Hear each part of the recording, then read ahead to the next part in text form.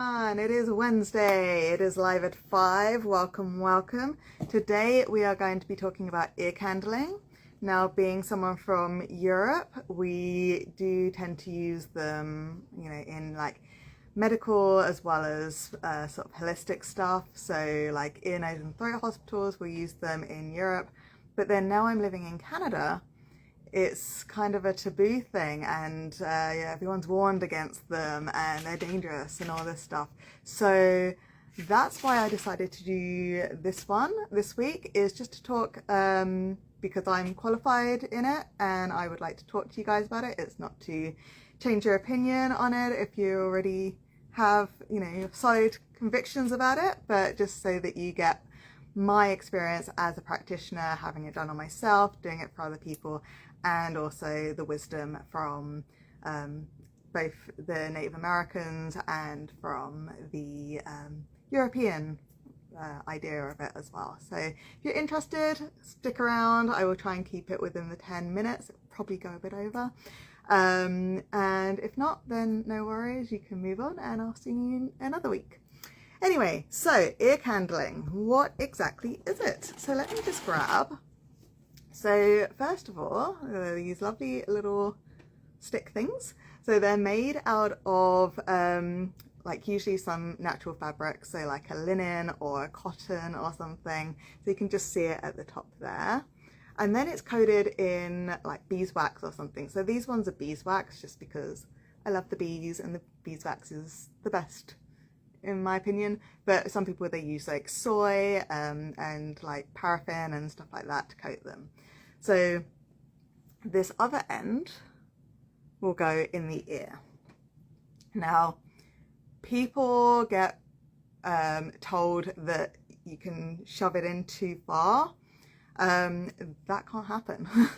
Honestly, because think about it, it's linen or cotton. It's really, really soft and bendy, and then it's just coated in a little bit of wax. So even if I wanted to shove this in your ear and burst your eardrum, it's not going to do anything. It's really not going to hurt you. So that's the first misconception about it, that it can damage your eardrum. You literally can't shove it in far enough. It will go in and you literally just put it in enough so that it seals, so that no smoke can escape. I usually put it in and then put my hand on it and show people exactly how much goes in. Usually it's about that much, honestly, and it probably looks bigger now that I'm showing you because I'm going right near the camera, but it's really not very much. So I'm already not looking at my nose. So what you would do is, so you lay on your side. You can do it sitting up, but you need like a apparatus thing that connects the candle into your ear. So let's say that you're lying down and they will put this in your ear. So it goes straight up in your ear. Now, what you would do is they would then light the top. And this then acts like a chimney. So you're making sure that it's sealed in your ear so that the smoke isn't escaping from your ear. So that's how you know that it's not sealed properly. So you just like slightly little micro movements to actually make sure that there's no smoke coming out. The smoke should be coming out the top, if any. And then it acts like a chimney effect. So another misconception is that it is pulling stuff out of your ear. And then what happens is a lot of people will say, well, we've done this, we'll open it up and we'll show you the inside, and there's like wax and there's powder and stuff. And this is all the stuff from your ear. It is not. We'll cover that in a minute, what that actually is, but it's not from your ear. So people will try and debunk these by just placing them somewhere, lighting it, and then opening it up and saying, see, there's wax in there. It's all like not not what it says it is, because it's saying that it's taking all this stuff out your ear, and it's not. So that's not what it's doing. It's just literally telling your ear to start functioning again properly. It's like coaxing your ear to remember its job. And it's not just ear problems, it's sinuses, it's throat problems, it's nasal stuff. It's so anything in your head, even headaches and sort of stuff like that as well. It can help with like brain fogs and things, tonsils, all of these things. Anything in your head and your neck, it will really help with that. It's very, very relaxing as well because it's a flame at the top. You can hear like a crackling, like a fireplace in your ear as it's going down. Now, another misconception is that you will get burned with it. So if I, as the therapist with this, just stick it in your ear and then leave you to it, then yeah, you could move and it would burn you, because sometimes the flame is pretty big. You should never be left alone with it. They should always be there holding it, right? And then because the flame actually tells me things about your ear, about your health, about the things going on in your head. So it will actually be better if I'm there looking at the flame, looking at the smoke, and also the time that it takes to burn down is all a way of diagnosing what's going on and what needs to happen for you. So just waffling on, I'm so sorry, I'm not even looking at my notes properly. So all of these things tell me what's wrong and I make a note of it. Once you've done one ear, you turn it and you do the other ear. While I'm doing these, I also do pressure points. So like acupressure points to help with relaxation, with opening up the ears, the sinuses. If you've got headaches or whatever it is, I'm doing these while it's in your ear. Anyway, once you've done both ears, I then lie you on your back and I do an Indian head massage, which is just massage strokes with the pressure points all on your head, around your ears, face and neck and shoulders. And this not only relaxes, but it also allows your body time to balance itself out, to do that equilibrium stuff, sort of understand what this is now triggered in your head to start doing the jobs properly that it's maybe forgotten. So the whole point of this is it's very, very gentle, it's very, very healing, and it's very, very relaxing.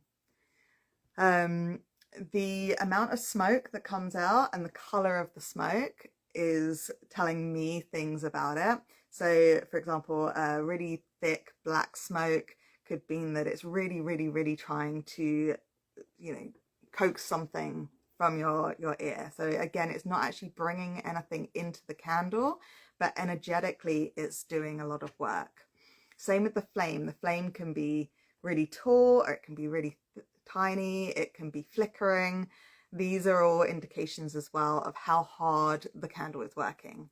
So then once we're done, we open up the candle, and again, it's not what's in there is from your ear, it's telling me how much of the candle is left. So if there's a lot of wax in there, it's telling me that it's had to do a lot more work internally in you and energetically in you, so it's not been able to burn down its own wax properly.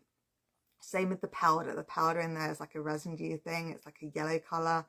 That again shows me that it's spending more time on you and your energetics and your physical self than it is on burning itself down. So like it goes a bit deeper than that, but we don't really have much time to go into the ins and outs so much. So yeah, so that's just telling me how often you might need it. So if it's a lot of wax, a lot of powder, it's taken a really long time to burn down, that's maybe like close to 20 minutes versus close to 10 minutes to burn down.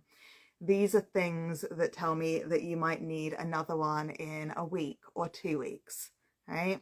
If it's a bit less than that in all these things, then maybe you just need it once a month. And the thing is, this is not forever. The more you have this done, it gets less and less and less time until you start to just maybe have it once every 6 months, just to keep it like an upkeep, or once a year, just again for an upkeep, like you would take your car in to be serviced, right? It just is triggering your body to start, expelling the wax in your ear again naturally, or, you know, clearing out your sinuses naturally, things like this. It's telling your body in a very gentle and very loving and a very energetic way how to get back to equal and healing stage. I've really gone off. Just went off on a tangent instead of doing that. So yeah, so just again, you cannot get hurt with this if you have someone that has any kind of common sense, let alone qualified, in doing this. It cannot pierce your eardrum because it doesn't go in far enough. The practitioner's hand will always be between you and your ear, or they have like discs and things that they can put them through as well, that catches any ash and things that came down maybe during. So the hand is always between you and the candle. They also use towels, like flame retardant towels, that will stop if anything was to happen. It won't though, because you've got someone that has common sense and is qualified. And the heat of it won't get close to you either. I'll literally burn it down, usually to about there, and then I will put it in some water straight away, and then afterwards, like I said, we cut it open, and then you can diagnose, and not diagnose, but you can understand how much work it's done, how much healing it's done during that time. Anyway, I hope that made sense. It's been a bit of a week and I'm a bit flustered and all over the place, so I apologise for if that didn't make any sense at all.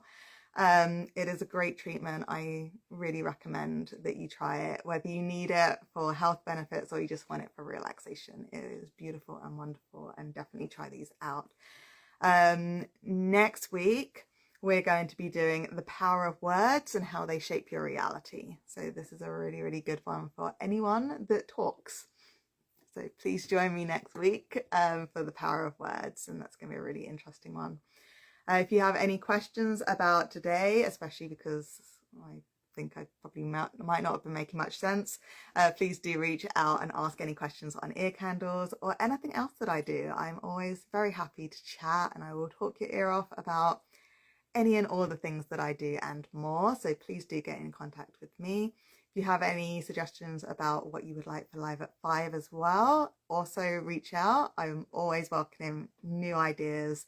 I'd love to just do ones that are requested. I would love to do that. So please request whatever subject or question you would like answered in these Live at 5s. I will see you next week for the power of words. Have a great week, everyone. I'll see you next week.